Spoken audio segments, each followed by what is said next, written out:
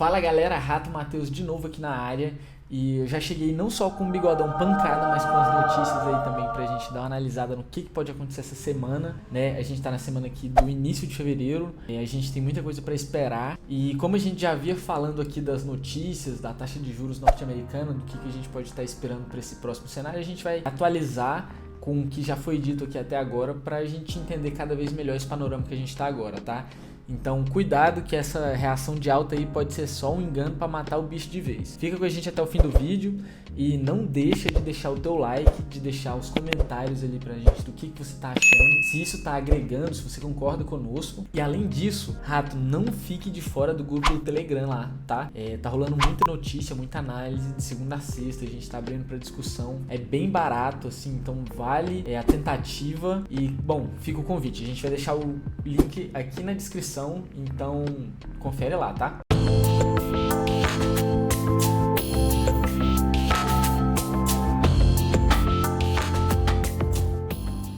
Vamos então direto para o assunto do vídeo, meus queridos ratos. E é o seguinte, como vocês podem ver aqui, eu vou querer começar falando dessa notícia que ela está mais relacionada com os mercados de bolsas tradicionais, mas eles impactam a gente diretamente, tá? Ainda mais por nós sermos mercado de risco. E vocês vão ver que eu vou falar aqui da taxa de juros norte-americana. Aqui ele começa, abertura macro. Petróleo segue sustentando ralis de emergentes. O que é isso daqui, né? O petróleo está conseguindo segurar as bolsas dos países emergentes, por exemplo, Brasil e Índia, enquanto tem outras bolsas aí desabando, tá?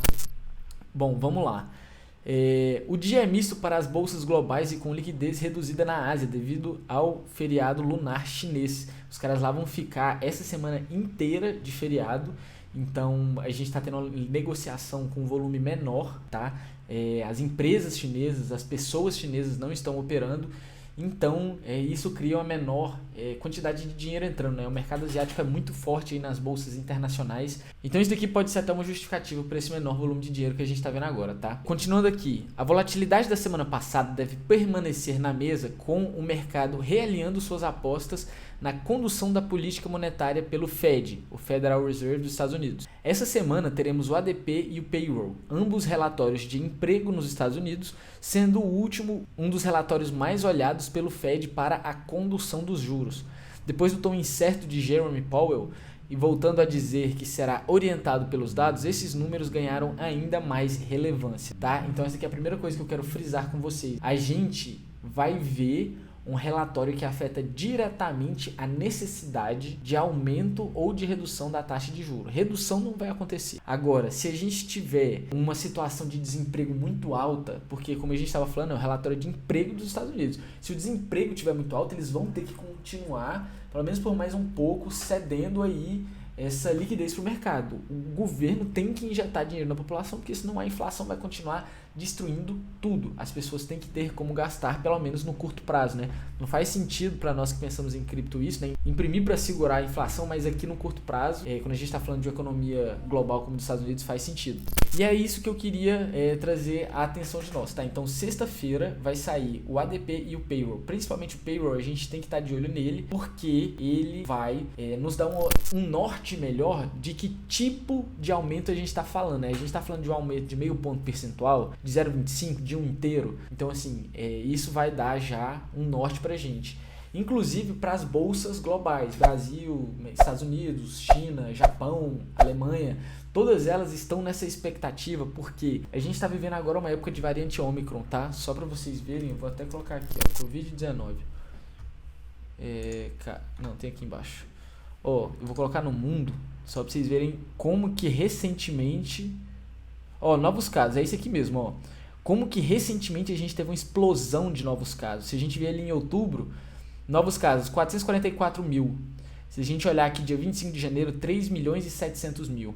Então, assim, isso afeta o mundo, tá? Afeta o trabalho, afeta as lojas, as pessoas quando estão doentes não vão trabalhar. E quanto mais gente doente, mais fica ainda. Então, é a necessidade aí de não só estar se vacinando, mas estar se protegendo contra essa pandemia, porque isso aqui não é nem só Brasil não, vocês podem ver que eu coloquei no mundo aqui, tá? Se a gente colocar no Brasil, acho que não vai fugir muito desse caso aí não, mas, vixe, aqui é também tendência de alta forte. Se fosse o Bitcoin, tava lindo. Mas enfim, isso daqui afeta, tá? Então a gente tem que tomar cuidado com isso, principalmente nesses relatórios de desemprego. Só pra gente terminar aqui. Na Europa, depois da queda acentuada da semana passada, as bolsas se recuperam, puxadas principalmente pelas ações de tecnologia. Para emergentes, o petróleo não para de subir, trazendo otimismo para a moeda e bolsas destes países, a exemplo do que vemos no Brasil. Nossos ativos estão na contramão dos países desenvolvidos. Nossos ativos estão na contramão das bolsas de países desenvolvidos, performando muito bem neste início de ano.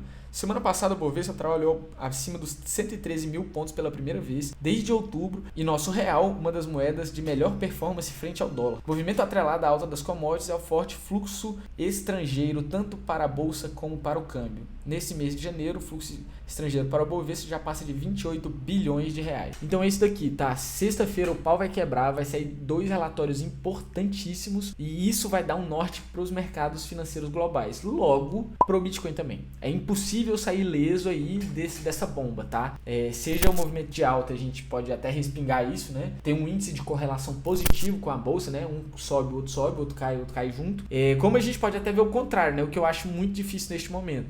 Se a gente tiver uma sinalização de que o aumento vai ser severo, eu entendo que todos os mercados tendem a sangrar um pouco, tá? Se esse dado aí do desemprego for feio, a gente tá enrolado. Pode vir mais queda por aí. E é até engraçado a gente tá pensando isso, porque o Bitcoin tá reagindo essa semana. A gente vê ele sair de 33, veio bater 39 já. Então, assim, não acha que esse é o fim do mundo, que tem que comprar logo, que senão vai explodir, porque ele pode estar dando uma última respirada antes de levar a facada final, tá? Só para comentar aqui um pouquinho mais do payroll. Ibovespa futuro registra queda em início de semana movimentados para os mercados com Copom e payroll. Segunda-feira é marcada até então pela alta dos rendimentos dos juros, tanto nos Estados Unidos quanto no Brasil. Bom, o negócio aqui é o seguinte, eu vou ler só essas partes que eu acho mais importantes, mas o negócio é basicamente o seguinte. Nos Estados Unidos, o sentido dos futuros é incerto. No mesmo horário, o futuro do Dow Jones cai 0,45 pontos percentuais e o do S&P 500 0,2. O da Nasdaq, porém, registrava alta de 0,37. Mais cedo todos eles operavam no campo positivo. O que isso aqui significa? Que nem nos Estados Unidos tem um sentido bem definido. A indecisão está muito forte. Até nas bolsas que lá operam, eles já estão preocupados com esse pensamento de sexta-feira. E tem gente que acha que vai dar boa, tem gente que acha que vai dar ruim, tá? Os investidores também ficam de olho para a divulgação do relatório de desemprego de janeiro dos Estados Unidos na sexta-feira, foi o que a gente acabou de ler. Membros do Federal Reserve estão adotando um discurso de fazer o que for necessário na política monetária americana.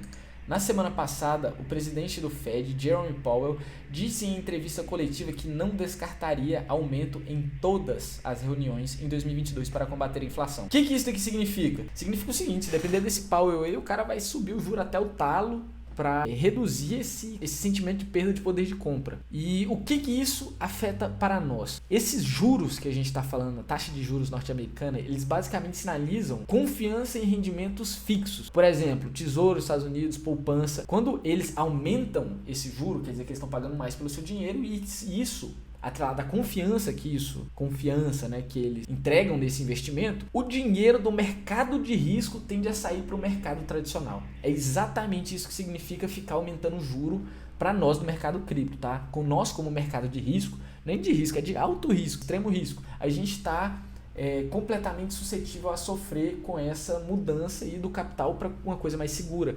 Principalmente quem já fez muito dinheiro. Poxa, tem muita gente no Bitcoin que entrou lá atrás hoje, está tirando o pé, colocando em renda fixa para garantir a segurança do próprio ativo.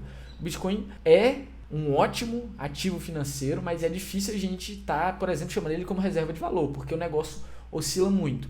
Quando você coloca aí um fator tempo de alguns anos, ele de fato reserva valor, mas no curto prazo não dá para falar isso. Então, a gente tem que tomar cuidado de novo com esse aumento das taxas de juros, porque senão os mercados tradicionais vão tomar dinheiro dos mercados de risco, tá? Outra coisa que eu queria ver com vocês aqui é a seguinte, isso daqui já é uma matéria que já dá um pouco mais de pavor, mas infelizmente a Omicron é real, tá?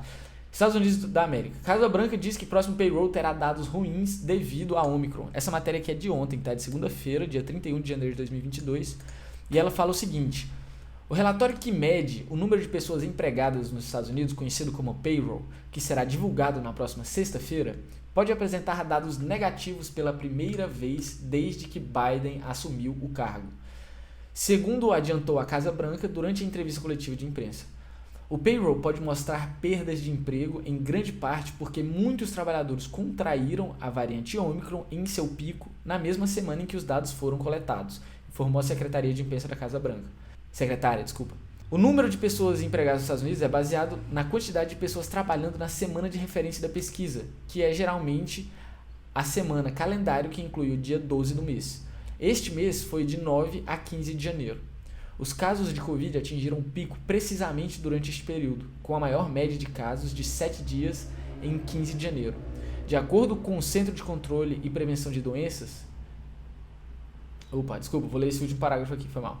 Os casos de Covid atingiram um pico precisamente durante este período, com a maior média de casos de 7 dias em 15 de janeiro, de acordo com o Centro de Controle e Prevenção de Doenças. O que isso aqui significa, rato? Que o pau vai quebrar. Sério, isso não tá muito bom pra nós, tá? Como eu falei, já tem muita incerteza, a gente já tá numa indecisão aí forte por causa dessa taxa de juros que está sendo tão falada há tanto tempo. Março tá chegando, a gente acabou de virar fevereiro, então daqui a pouco a gente já tá em março e vai ter esse primeiro impacto dessa taxa de juros. E se esse payroll sair dando esses dados negativos como nós estamos imaginando, aí nós estamos enrolados. Tá, aí nós estamos enrolados. Então isso daqui pode ser que não seja uma notícia boa. Pode ser que a gente trabalhe até quinta-feira uma tendência positiva. Quando chegar sexta-feira, a gente... Deixa eu até ver que dia que vai ser sexta. Vai ser dia 4. Então assim, não é muito bacana a gente ficar nessa expectativa tão grande, porque a gente pode acabar caindo do cavalo, tá? Eu quero só complementar aqui com mais duas coisas. A primeira delas é...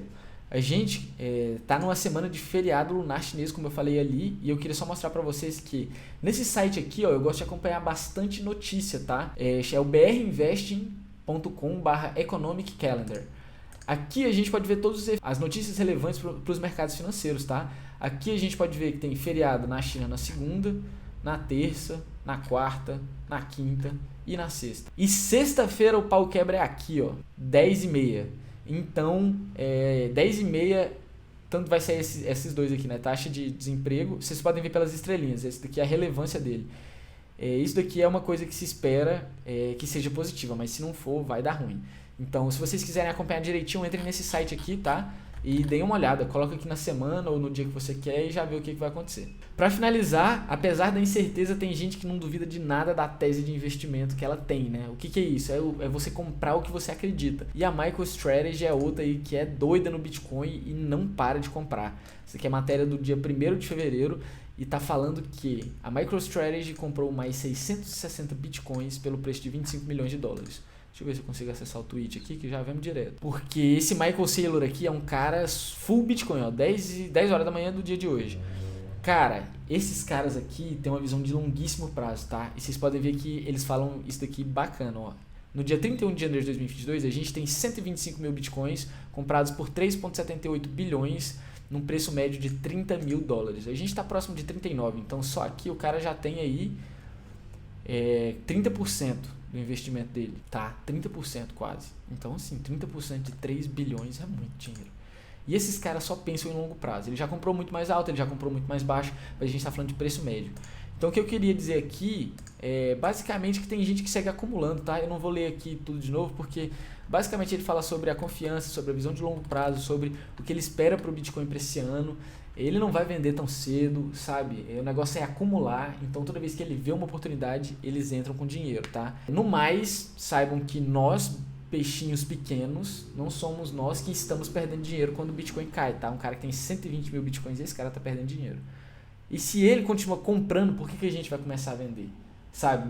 Não dá pra ceder ao pânico de subiu, quero comprar, caiu, quero vender. Para. Pensamento de longo prazo, foco na estratégia, cuidado com a sexta-feira, cuidado com o payroll. Isso pode acabar afetando os mercados financeiros, então não alavanca sua mão. Se você já tiver com lucro bom, porque você acabou acumulando ali na região dos 33, dos 35, sai fora, pega o que é teu, aproveita. Se você está disposto a correr esse risco também, deixa lá, segue sua estratégia. Sexta-feira pode acabar sendo um dia bom, mas como mostrei aqui para vocês, o corona tá feio e possivelmente isso vai afetar o desemprego nos Estados Unidos, tá errado. A gente tá falando disso tem tempo já no Telegram, cara. Então, se você curte esse tipo de conteúdo, se você quer estar atualizado, se quer ler o mercado junto conosco, não deixe de entrar lá, tá? O link tá aqui na descrição, vale a pena, é um grupo que ajuda, que agrega valor, tá? Então o preço dele é bem irrisório comparado ao que a gente entrega lá. No mais, eu só tenho a agradecer a sua companhia e sua presença. Nos vemos no próximo e até, ratos. She says that she loves me, she just wants to fuck me. Got me feeling something, got me feeling nothing. Alcoholic junkie, says she thinks I'm funny, think I might get lucky. Spending